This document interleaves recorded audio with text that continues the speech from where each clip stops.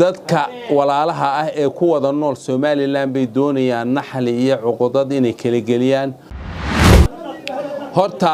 dadkan hadlaya ee qabaa'ilka afka qabiilka ku hadlaya ee waxaaya ee wax dhaliilaya ee taageerayaashoodu waa dadka u jawaaba Sultan Ibrahim Yusuf Abdurrahman Geele oo kamid ah madax dhaqameedka reer Somaliland oo maanta si gaar ah ula hadlay Bulsha TV ayaa waxa uu ka waramay dhibaatada ay qabyaaladu leedahay isagoo si gaar ah ula hadlay isla markaana u jawaabay qaar kamid ah madax dhaqameedka Somaliland oo hadal la isku mariyay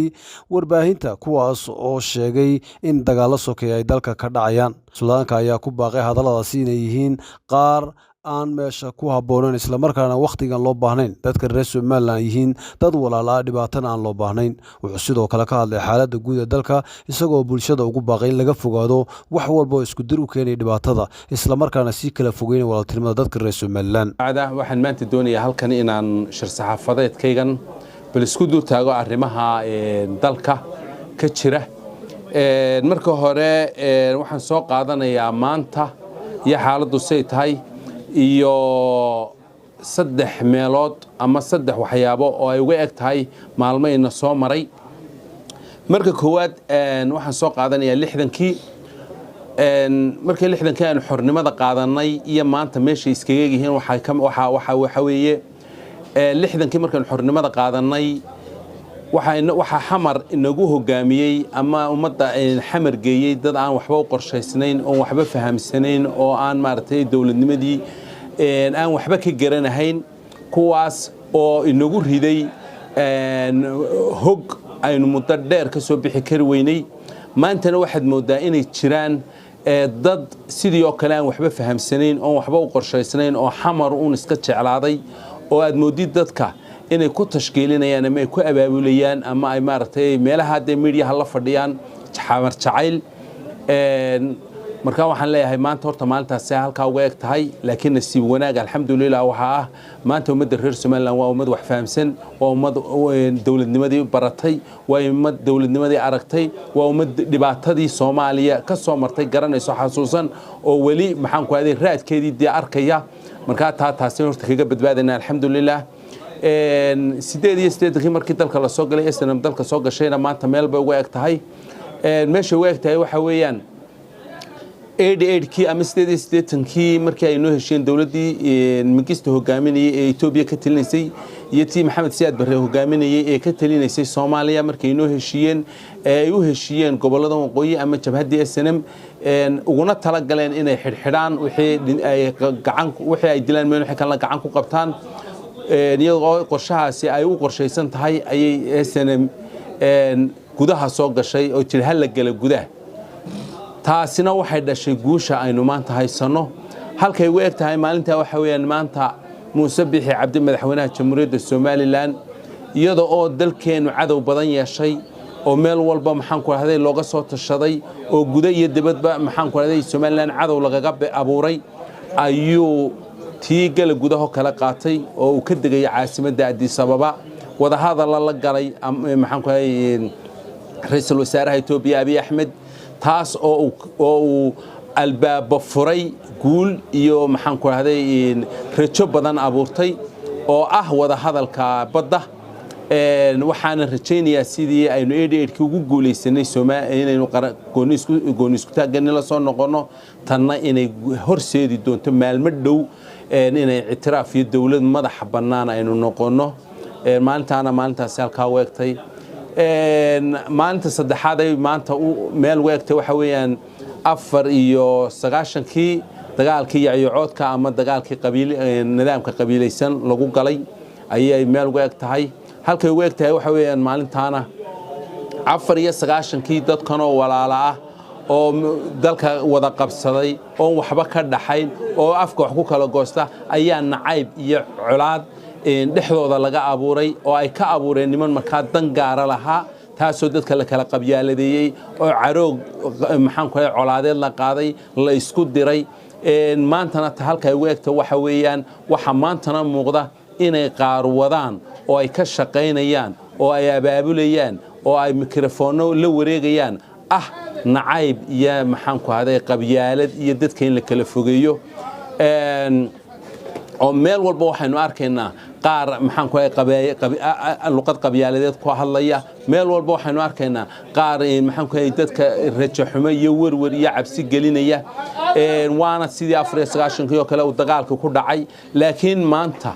dadku way bislaadeen way fahmeen wax walba kuwii dagaalkii reereed ku lugabeelay ku curyaamay ayaa magaalada hadaafayo barida ku gurguuranaya wax allaale wax reer loobnimo loogu qabtayna aanay jirin waxaan leeyahay markaa maantana alxamdulillah mar haddii ay dadkeenu ka bisil yihiin waxaan leeyahay raggan carooga la wareegaya ee dadka kala isnacsinaya qabyaalada ka shaqeynaya qabyaalada ka hadlaya waar waxba ka suurtagal intii 94 kale dhici mayso qasharnaha Somaliland ka dhici maayo Somaliland nabad iyo qurux waxa aynu daawanayno aynu guriyeena kaga soo toosnay waa nabadda quruxda waxa keenay waa nabadda nin caqliyad damiir lihi ma waxaan ku yiri hawl yaraan kuma baabiinayo hadal ninna kuma baabiinayo haddii aan u soo noqdo su'aasha uu suxufigu weydiiyay codayow labada nin ee hadlay ee ka hadlay midna maxaan ku raahday isku jawaabayay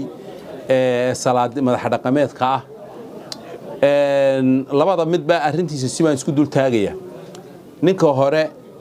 maxaan ku Suldaan la yiraahdo in Cabdiraxmaan Suldaan Cabdiraxmaan la yiraahdo wuxuu u dardaar waliyay dalkan inuu burburayo inay dhibaato dhacayso inay maxaan ku leeyahay rugmanayo inuu la dagaalamayo ayuu sheegay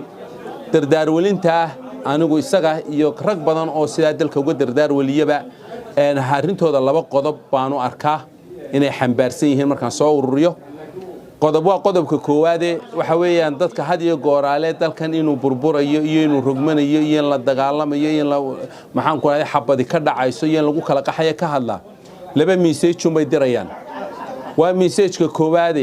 dadka walaalaha ah ee ku wada nool Somaliland bay doonayaan naxli iyo cuqudad inay kala geliyaan oo dadkay kicin iyo maxaan ku xaalad iyo nacayb ku abuurayaan message-ka kalena waxa weeyaan dad bay u dirayaan oo ku raali gelinayaan dad Somaliland cadow ku ah ama Somalilandnimada ka soo horjeeda ama Somaliland aan horumarkeeda iyo goon isku taageeda aan ogolayn oo dad shisha ah ayay ku raali gelinayaan oo waa message dad kale ku socda marka interest-ka doonaan baa kala haadaane waa message ay cid u dirayaan haddii aan Suldaan maxaan ku leeyahay kala Suldaan Mawlid sabayso antiisa soo noqdo suldaankaasna laba arin ayaan maxaan ku raahday ku arintiisa isagana ku salaynaya horta waa mid Suldaan Mawlid waxa laga yaabaa inuu aqligiisu tusay ama fikir ahaan istusay dadkan maalin walba hadlaya ee dawladda dhaliilaya ee madaxweynaha caayaya ee reernimada ku maagaya de u jawaab oo waa laga yaabaa inay aragti noocaas isaga istustay oo rayigiisu isii maalin walba waa tan waxaan leeyahay de u jawaabo wax ku dhaho reernimo walaw ay qalad iyo foolxumo weyn tahay arintaas way dhici kartaa inuu rayigiisa iska tusay mid kalena way dhici mid kalena waan ku qiyaasaya ama waan maxaan ku leeyahay way ila muuqataa horta dadkan hadlaya ee qabaa'ilka afka qabiilka ku hadlaya ee waxaaya ee wax dhaliilaya ee taageerayaashoodu waa dadka u jawaaba waxa weeyaan qofka u jawaaba ee waxay ka hadlayaan jawaab ka bixiya iyo qusaysa tooda oo kale oo qabiilaysan waxa iyaga u tahay nas iyo nasteex waayo sababtoo ah maanta de ninka marka hadalka hadalka hore ee Suldaan Cabdiraxmaan yiri iyo hadalka uu Mawlid yiri waa same waa laba hadal oo isku mid ah midiba dhinacun buu ka hadlay waana waxyaabaha aad iyo aad ay dhinaca marka hore dhibaatada kicinaya ay jecel yihiin waayo sababtoo waxa imika halka ka soo baxaysa in la yiraahdo ama dad badan la yiraahdo wakaasoo reernimo lagu difaacaya madaxweyne Muuse waa kuwa wasuulaadiintooda saaw hadlaya waa kuwa hanjabaya waa kuwa dagaalka abaabulaya waa kuwa maxaan ku yaan idin ka horeyn leh waa arimaha maartay taageerada marka waxaan leeyahay labadaas suldaanba horta waajibka aniga xukuumaddan ka dulqaad badan oo maxaan ku ka samir badan ma arag waayo dhaqamada qaar way ka bixeen dhaqamadii maxaan ku haday saxaafad la marin lahaa waa dhaqamo aan aaminsanahay in ay dambi ku aroorayaan marka in de waxyaabaha soo kale la dhageystana de wixii dembi ku arooraya waa qalad baan u arkaa qofku waxbuu dhaliili karaa waxbuu maagi karaa laakiin qabyaalad iyo nacayb iyo colaad iyo xabad heer gaarsiisan de waxa weeyaan waxaan u arkaa inaanay maaragtay daw ahayn taana aan waxaan ku boorin lahaa ciidamada amniga walaw anigana ha ahaatee wixii ka baxsan dhaqanka saxaafadda walaa saxaafadda duubaysa ha noqoto walaa qofka odhanaya ha noqoto in tallaabo laga qaadaan anigu ayaan odhan lahaa saxaafaddana waxaan kula talinayaa war dee waxyaabaha markaanu iska cadhaysannahay ee aanu xamaasadaysannahay ee hadallada nala taraara haddaad naga dubtaan dee ha soo daynina maxaan ku leeyahay ka saara maxaan ku leeyahay TV-ga ilaa haddaad wax walba soo dubtaan idinkaaba ka qayb qaadanaya colaadda iyo dagaalada sokeeyaha markaa hadalkayga waxaan ku soo koobayaa ilaahay ummadayda waxaan uga baryaa inuu khayrka garansiiyo wanaaga garansiiyo walaalnimada garansiiyo kursiga uu maanta Muuse ku fadhiyo intaynu noolayn intaas ilaa siyaad bare ilaa iyo ku amaanta joogaan noolayno xay ahay walina dhalinyarano xoog baanunay ilaa siyaad bare intaan maalin baninu baa soo maray waar nin kii halkan yimaadaaba uu ka tagay madax gelin qaadaaba uu dhigaaba leeyay waar ninkii kursigan tagaaba isagoo oo waxaan ku nacay oo khadiyaan ka taagan buu ka tagaya markaa Muuse uu ka tagayay war nabadeena iyo nolosheena iyo waxaanu 30 sano dhisinay iyo waxaanu 30 ka horeeyay raacdeynay yaani naanu burburin kursiga maxaan ku haday Muuse bixi ku fadhiyo yaani naan raacin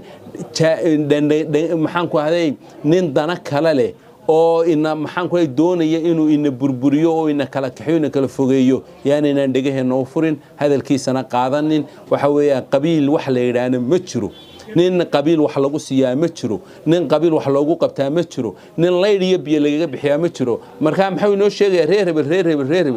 hebel weyn wadanahay bada isaaq baa la inay dhaaba maxay markaa sheegaysaa in kolba laf iyo laf sii saarno waxaan leeyahay haddii reer Soomaaliland baynu nahay reer Soomaaliland baynu ku abtirsanaa xuduudaas inta xayndaabkeedu ku jiray ayaynu